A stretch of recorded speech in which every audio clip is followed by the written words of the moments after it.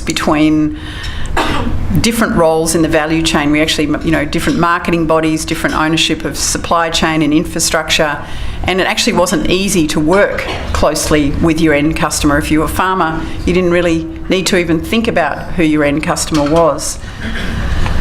And I think that has created a bit of a culture in our industry that we're still shrugging off. It means that we tend to focus on where our opinions diverge rather than our common interests.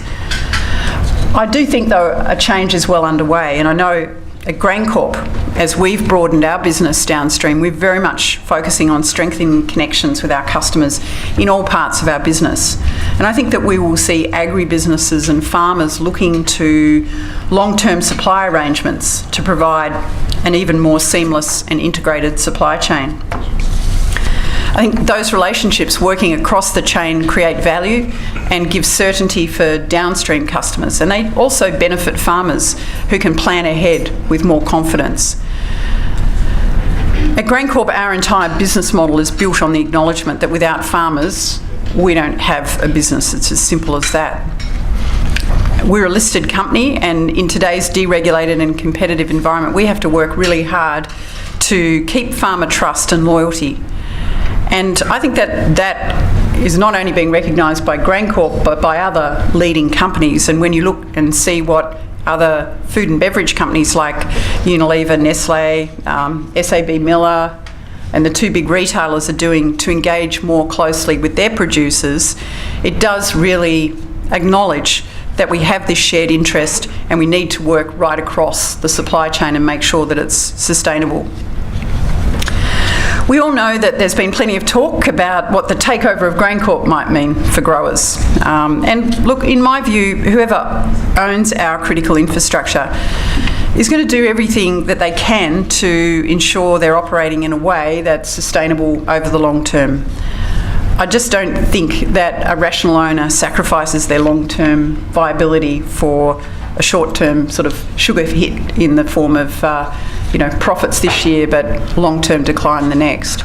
And that's just the way our network operates. We have to be really strong and attractive and relevant to growers. So I think growers can take a lot of confidence from that. The last area that I wanted to focus on is safety. For me, in 20 years' time, we must have radically improved our safety record as an industry. As I look at it, we could have done all those other things, moved into new niches, be servicing new markets, generated massive returns for the economy. But if we're still injuring people and losing lives in our industry, then we've failed. And I think for too long in our industry, we have considered safety a bit of a soft issue, something that just generates extra unnecessary cost. And I think this view really is a backward one, and it undermines the pride that we can otherwise take in our industry. Safe Work Australia says that agriculture, transport and handling industries record the highest injury rates of all industries, nearly double other industries. So on farms, the statistics are really disturbing.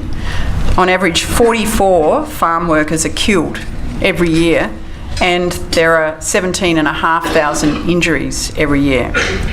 And each and every one of these injuries, of course, comes with substantial costs, not just the lost time and productivity, but the economic and the family impacts that go with every single one of those.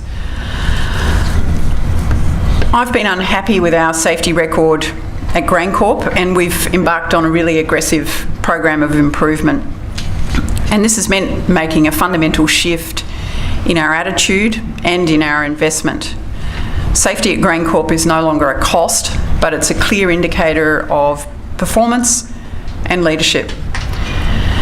Over the past year, our board, our executive team and over 1,000 of our employees have completed behavioural training to really wake us up here as to what we need to do differently. We really want people to stay safe at work so they can go home and do the things that they love doing at home.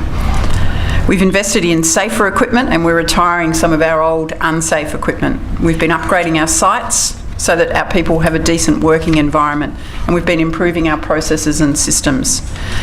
I think it's encouraging as a sector that we've made some progress, but there remains a lot of work to be done, and I think it's a cultural change for our industry that we all play a role in making happen. So, to wrap up, that's where I see Australian agriculture in 2033.